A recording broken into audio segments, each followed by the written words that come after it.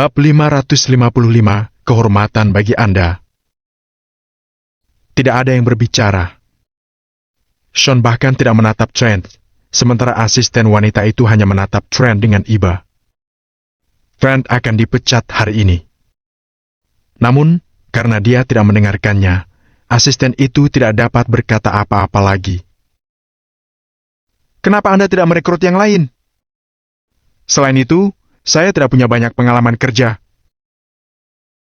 Bisik Charlotte pada si asisten setelah ragu beberapa detik.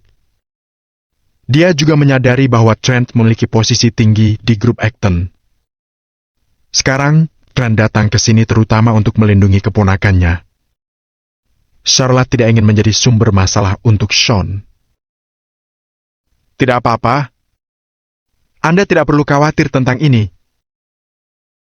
Asisten itu tersenyum dan menepuk pundak Charlotte.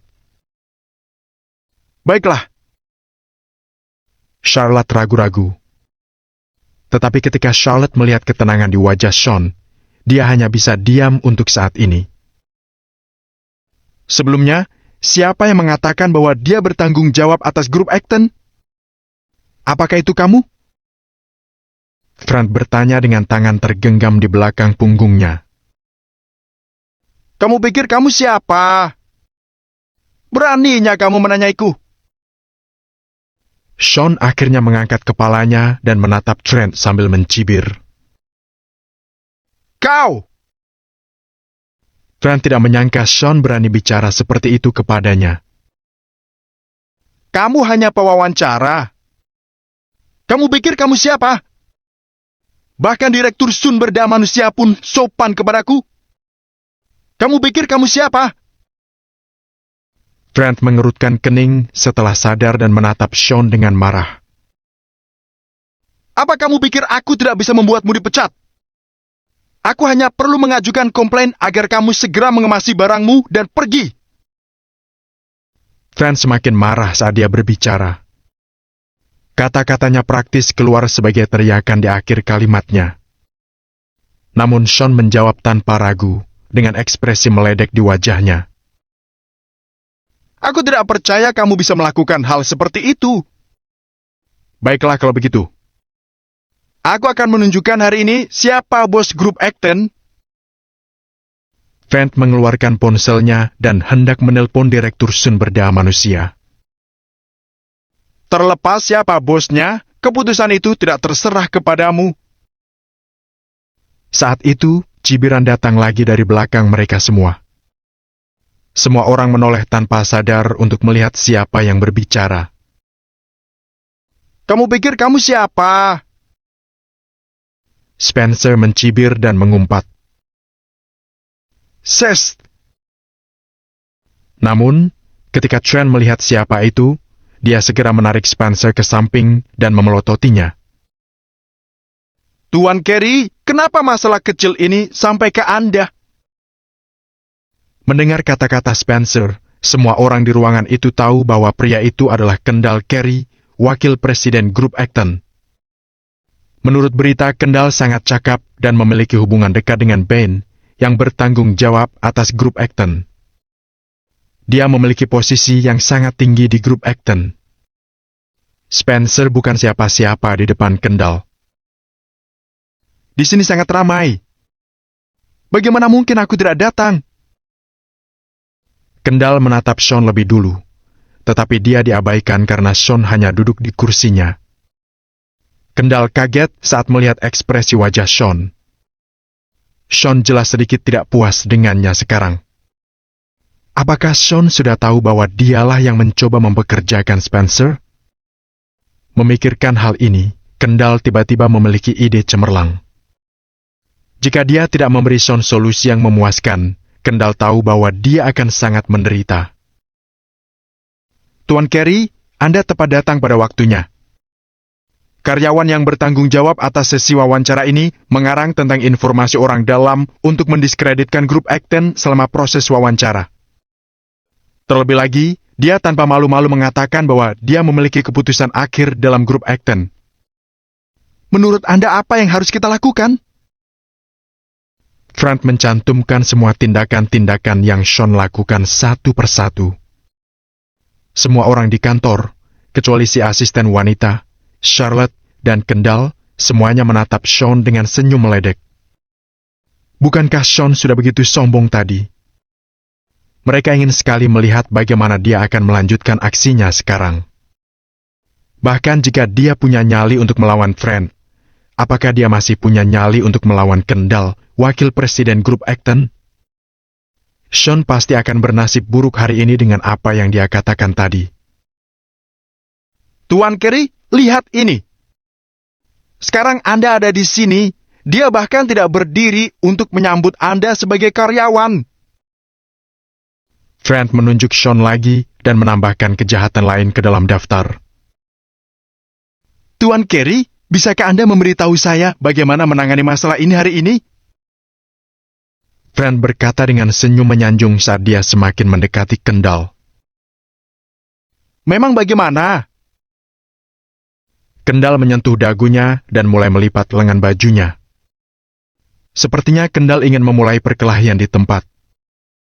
Spencer dan yang lainnya sangat senang melihat ini. Kendall pasti sudah bersiap-siap untuk meninju Sean. Seperti yang diharapkan, Kendall menoleh ke Trent setelah menyingsingkan lengan bajunya. Pak Stanley, sebagai manajer perusahaan, tidakkah menurutmu tidak pantas bagi kita untuk bertengkar secara fisik? Kendall menatap Trent dan bertanya dengan serius. Tuan Carey, mengapa Anda berpikir begitu? Anda wakil presiden dan kami semua karyawan. Bukankah normal bagi presiden untuk mendidik karyawan mereka? Selain itu, akan menjadi kehormatan bagi saya untuk secara fisik diberi pelajaran oleh Anda. Frank merasa sangat senang melihat bagaimana keadaannya dan semakin menyanjung Kendall. Itu masuk akal. Kendall mengangguk sambil berpikir dan mengangkat tangannya perlahan. Haruskah aku membuatmu merasa terhormat? Trent tercengang dengan pertanyaan Kendall. Tepat di detik berikutnya, Kendall mengayunkan lengannya dan menampar Trent dengan keras. Plak! Sebelum semua orang bisa melihat gerakan lengan Kendall dengan jelas, mereka mendengar tamparan yang jelas. Beg! Beg! Beg! Setelah itu, semua orang melihat Trent menutupi wajahnya dengan satu tangan dan terus-menerus mundur. Apakah Kendall baru saja menampar wajah Trent? Bab 556, masih berdiri. Trent menutup wajahnya dan menatap Kendall dengan bingung. Spencer dan yang lainnya juga terkejut. Lihat, ini Tuan Lane. Dia luar biasa. Asisten itu tersenyum lembut dan menatap Sean dengan kekaguman di matanya saat dia mengatakan ini kepada Charlotte. Charlotte bingung. Bahkan sejak Kendall datang, Sean bahkan tidak mengucapkan sepatah kata pun. Sebaliknya, dia duduk di kursinya dengan tenang. Namun, Kendall telah menampar Trent tanpa ragu. Apa yang terjadi? Apakah Sean bukan hanya pewawancara? Tuan Carey, apa maksudnya ini? Tanya Trent sambil mengertakkan gigi dan menutupi wajahnya dengan satu tangan. Apa maksudnya ini? Bukankah kamu mengatakan bahwa suatu kehormatan untuk dididik oleh aku? Kendall menggeleng kecil. Tiba-tiba, dia melangkah maju, memberi Trent tamparan dengan punggung tangganya lagi. Plak! Kali ini, bekas telapak tangan muncul di sisi lain wajah Trent, menciptakan pola simetris. Trent tercengang, sementara Spencer tidak bisa berkata-kata dengan mata melotot. Saat ini, Spencer mendadak memiliki firasat yang sangat buruk. Hari ini, dia mungkin telah membuat kekacauan yang sangat buruk. Spencer sudah lama tidak bertemu Sean, sehingga dia tidak tahu apa yang sedang terjadi dalam hidup Sean saat ini.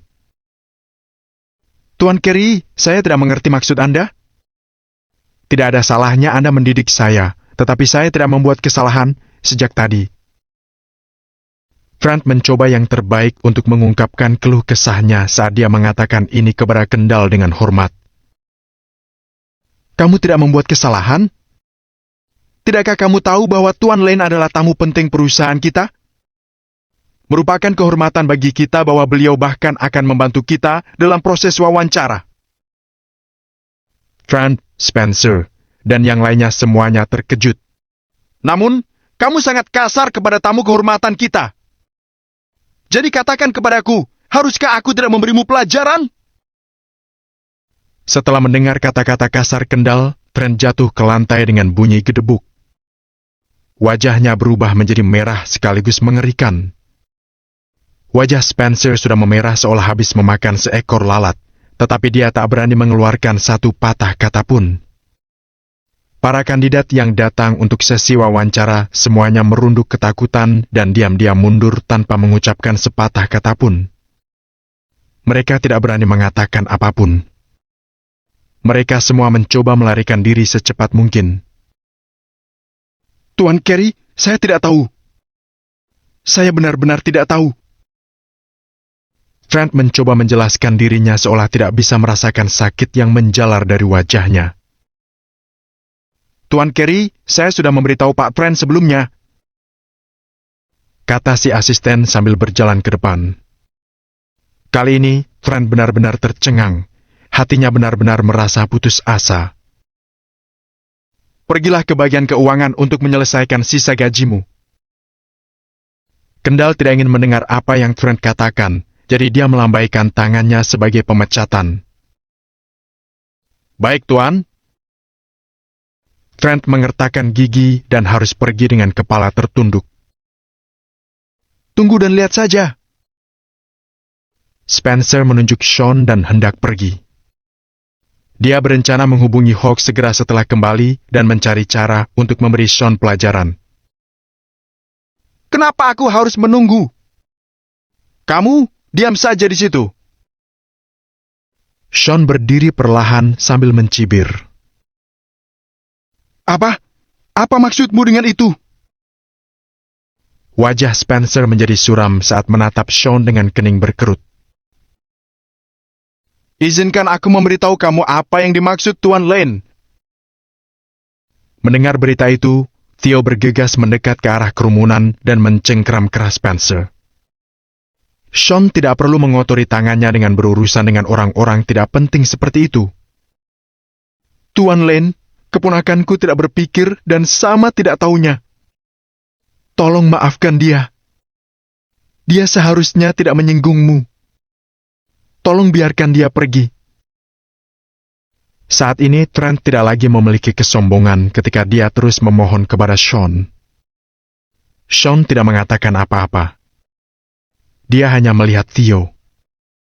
Theo segera mengerti dan mengulurkan tangannya yang lain untuk meraih kerah Trent. Ikut aku. Saat ini, Theo memegang seseorang dengan satu tangan, terlihat seperti seorang yang sangat tangguh. Sebagai tentara di militer, mereka menjalani kehidupan dengan disiplin yang ketat. Namun, bukan berarti mereka pengecut dan penurut. Dalam menghadapi provokasi Spencer, Theo pasti akan membiarkannya menderita karenanya. Di tangan Theo, Trent dan Spencer seperti dua kucing yang dicengkeram tengkuknya, tidak bisa meronta. Theo menyeret kedua pria itu keluar ruangan. Hanya ada Kendall, si asisten wanita, dan Charlotte yang tersisa di kantor. Tuan Lane, saya yang merekrut Trent. Saya pikir dia adalah penduduk lokal kota Riverfall dan memiliki jaringan luas, jadi... Kendall menjelaskan kepada Sean dengan tatapan bersalah. Ini urusan perusahaanmu. Kenapa kamu menjelaskan kepadaku? Sean melirik Kendall dan berkata acuh tak acuh. Kendall tercengang dan wajahnya sedikit memerah. Mereka selalu bingung dengan identitas Sean. Sean tidak memegang posisi apapun di perusahaan, tetapi dia bisa keluar masuk gedung sesukanya. Apalagi, bahkan Ben, orang yang memegang posisi tertinggi di grup Acton, bersikap sopan kepada Sean. Oleh karena itu, terkadang Kendall bahkan berpikir bahwa mungkin saja Sean adalah bos grup Acton. Tetapi ketika dia memikirkan usia Sean dan apa yang dia derita di keluarga Perkins, itu tidak masuk akal bagi Kendall. Karena itu, dia juga bingung. Baiklah, Tuan Lane. Terlepas dari itu, saya tidak menangani masalah ini dengan baik. Tolong jangan dimasukkan di dalam hati. Kendall terdiam beberapa detik lalu kembali meminta maaf. Oke. Sean mengangguk kecil. Kendall tidak tinggal terlalu lama setelahnya dan pergi dengan tergesa-gesa. Tuan Lane. Setelah ragu selama 2 detik, Charlotte berjalan maju dengan gugup dan gelisah. Bekerja keraslah. Seseorang akan mengurusmu. Setelah mengatakan itu, Sean hendak pergi. Charlotte tercengang dengan sikap Sean. Dia berpikir bahwa Sean mungkin naksir dia. Sekarang, sepertinya bukan itu masalahnya. Tuan Lane, mengapa Anda membantu saya? Charlotte mengumpulkan keberaniannya dan berteriak lagi. Sean menghentikan langkahnya, tapi dia tidak berbalik. Tidak ada alasan untuk itu. Setelah mengatakan itu, Sean pergi.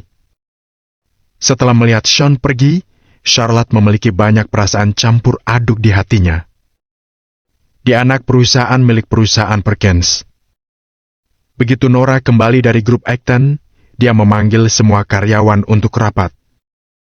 Sekarang krisis keluarga Perkins telah terpecahkan, perlu untuk meyakinkan hati para karyawan ini. Saat ini, banyak karyawan perusahaan Perkins tahu bahwa krisis perusahaan Perkins telah diselesaikan oleh Nora saja. Karena itu, para karyawan ini menunjukkan rasa hormat yang besar kepada Nora. Rapat berjalan dengan lancar. Wush! Duduk di kantornya, Nora meneguk air dan menghela napas panjang lega. Nona Nora, rasa hormat karyawan kepada Anda semuanya berasal dari lubuk hati mereka yang paling dalam. Asisten itu menuangkan air panas untuk Nora dan menghela napas. Dia masih ingat betapa buruknya Nora diperlakukan di perusahaan sebelumnya.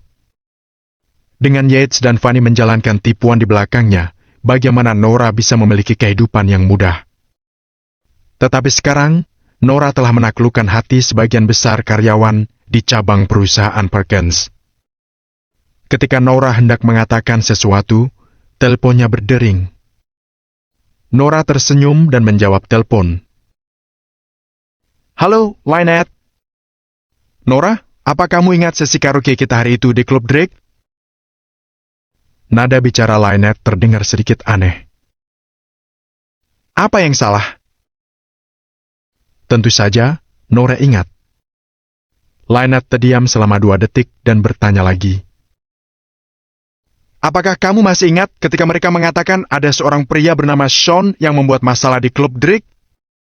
Ya, benar. Nora mengangguk kecil. Saat itu, dia juga mengira bahwa pria itu adalah Sean. Namun, Sean cacat dan harus duduk di kursi roda sepanjang waktu. Karena itu, tidak mungkin dia. Orang itu mungkin Sean. Ya, tunanganmu. Nada suara Lynette terdengar sangat serius. Bab 557, Tuan Lane. Nora tidak tahu harus bereaksi bagaimana saat mendengar ini. Setelah sekitar setengah menit, dia menarik napas dalam-dalam. Lynette, apa yang kamu katakan barusan? Ada keterkejutan dan keraguan dalam nada bicara Nora. Aku pikir pasti Sean yang membuat masalah di Klub Drake hari itu. Lynette mengatur kata-katanya dan mengulanginya lagi. Itu tidak mungkin. Nora langsung menggeleng. Malam itu, seorang pria bernama Tuan Lane membuat keributan di Klub Drake. Dikatakan bahwa Felix, bos Klub Drake, dipukuli hingga babak belur. Siapa Felix? Dia adalah dalang dalam kalangan dunia hitam di kota Riverfall. Siapa yang punya nyali untuk melawan pria ini? Jangankan seseorang seperti Sean. Bahkan jika Hawk mendapat dukungan dari keluarga Ethan, dia tidak akan pernah berani melakukannya. Jadi bagaimana mungkin Tuan Lane adalah Sean? Nora, aku tahu kamu tidak percaya kepadaku. Tetapi salah satu temanku ada di sana hari itu dan diam-diam mengambil foto. Meski hanya bidikan tampak samping, aku tahu kalau itu Sean. Lynette tidak tahu bagaimana membuat Nora mempercayainya, jadi dia mengirim foto itu langsung ke ponsel Nora. Tanpa mengatakan apapun, Nora segera mengangkat ponselnya dan membuka pesan itu, memperbesar foto yang dikirimkan Lynette. Itu adalah foto suasana di klub Drake. Lampu di klub itu agak redup, dan ada banyak orang juga di foto itu. Melewati sosok-sosok dalam foto itu, Nora melihat sebuah tangga di latar belakang foto. Seorang pemuda bertampang dingin perlahan menuruni tangga. Di kedua sisi tangga berdiri deretan pria berotot berbaju hitam, semuanya membungkuk kepada pemuda itu. Ekspresi pemuda itu tetap tidak berubah saat dia berjalan dengan mantap, seolah-olah dia terbiasa dengan semua yang terjadi di depannya. Mendominasi sekali. Nora menutup mulutnya dan berseru. Saat ini, pemuda di foto itu sedang menikmati perhatian ribuan orang. Sepertinya dia adalah orang yang paling penting di tempat itu, mirip dengan seorang kaisar. Dia adalah Tuan Lane yang dibicarakan semua orang. Meskipun foto ini hanya bidikan tampak samping dari jarak jauh, Nora bisa merasakan keakraban yang datang darinya. Dia memang mirip Sean. Namun, Nora belum pernah melihat ekspresi dan raut wajah Sean yang seperti itu. Aura dominan dan dingin dari orang ini bisa dirasakan dari foto itu sendiri. Nora, apa kamu mendengarkanku? Lynette sedari tadi menunggu jawaban Nora. Melihat Nora tidak mengatakan apapun, dia terus mendesaknya. Sekarang, Lynette juga ingin tahu jawabannya karena dia pernah melihat seseorang yang mirip dengan foto ini. Itu adalah foto yang tidak sengaja kirimkan Regina kepadanya, salah satu orang penting yang berasal dari Angkatan Darat. Tidak, dia seharusnya bukan Sean. Nora terdiam sebentar, lalu menggeleng perlahan. Pria di foto itu memang mirip Sean. Namun, Nora merasa pria ini lebih mirip pria yang dilihatnya di pintu gerbang grup Acton hari ini. Ditambah lagi, Sean hanya seorang pria cacat di kursi roda. Bagaimana mungkin dia adalah pria sehat yang berjalan dengan kedua kakinya sendiri? Kenapa tidak? Mendengar hal itu, Lynette tercengang dan tidak mengerti maksud Nora. Sebelumnya aku pernah bertemu dengannya. Dia memang mirip Sean, tetapi jelas bukan dia. Itu karena pria ini sepertinya memiliki hubungan dekat dengan grup Acton. Bagaimana Sean bisa berhubungan dengan perusahaan sebesar itu? Selain itu, Sean cacat. Kata Nora perlahan, seolah sedang berusaha meyakinkan Lynette maupun dirinya sendiri.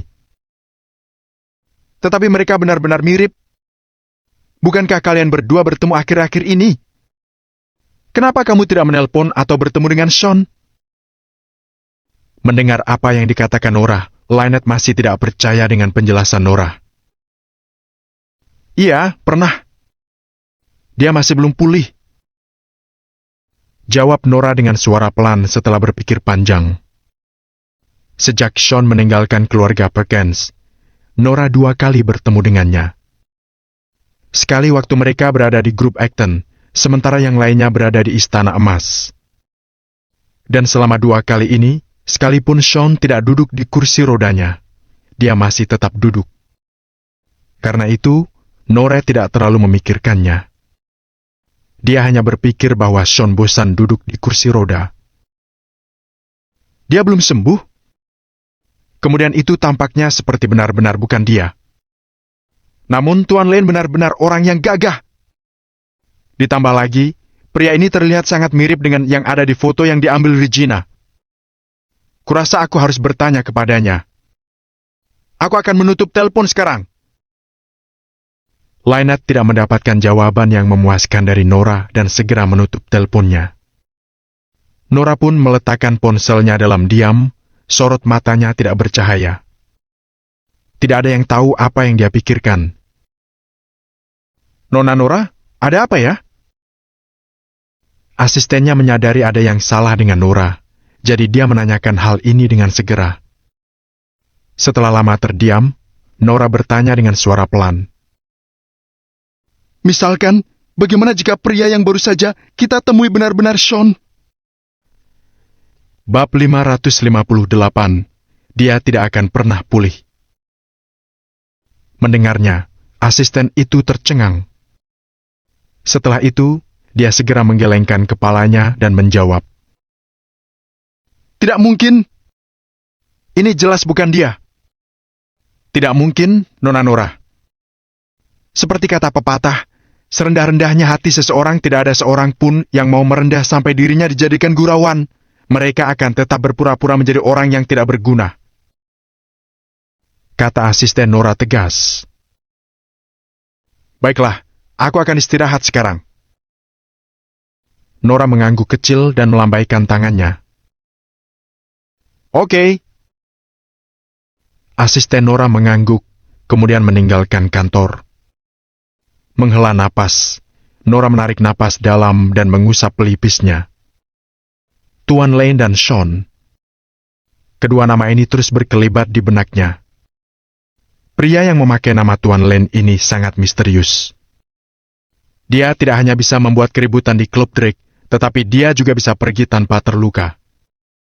Dan dalam 2 hari terakhir, Felix, pemimpin dunia hitam, juga diam dan tidak berniat membalas dendam. Di pintu masuk grup Acton, Nora bertemu dengan seorang pemuda yang mengendarai Wrangler hitam. Ini pasti Tuan Lane yang sama. Meskipun penampilan dan karakteristik Tuan Lane agak mirip dengan Sean, Nora tetap tidak bisa menghubungkan petunjuk antara orang penting seperti Tuan Lane dan Sean. Seperti kata pepatah, pengamat akan melihat lebih dari para pemain. Sekarang, pikiran Nora sedang kacau. Apa aku terlalu memikirkan ini? Aku selalu berpikir bahwa tidaklah mungkin jika Sean adalah Tuan Lane karena Sean cacat kakinya. Tetapi bagaimana jika Sean sudah berhasil sembuh? Gumam Nora dalam hati. Setelah duduk sendirian beberapa saat, dia akhirnya menemukan sebuah nomor dan menghubunginya. Pemilik nomor ini adalah seorang dokter. Dalam 2 tahun terakhir, Nora membawa Sean ke banyak rumah sakit. Hanya dokter ini yang telah berhasil sedikit meringankan gejala-gejala penyakit Sean. Meski belum menyembuhkan kecacatan Sean, setelah menjalani perawatannya, Sean setidaknya berhenti banyak bicara omong kosong seperti sebelumnya. Karena itu, Nora mempercayai dokter ini. Begitu sambungan terhubung, Nora menjelaskan tujuannya menghubungi dokter. Dia ingin bertanya apakah Sean bisa sembuh. Nona Nora, itu tidak mungkin. Kondisi Sean sangat rumit, terutama cacat kaki yang kamu sebutkan. Sangat tidak mungkin untuk pulih. Beberapa orang cacat memiliki kesempatan untuk berjalan dengan krok setelah fisioterapi. Namun, Sean tidak akan bisa berdiri seumur hidupnya. Kata dokter di sambungan telepon dengan yakin. Kenapa?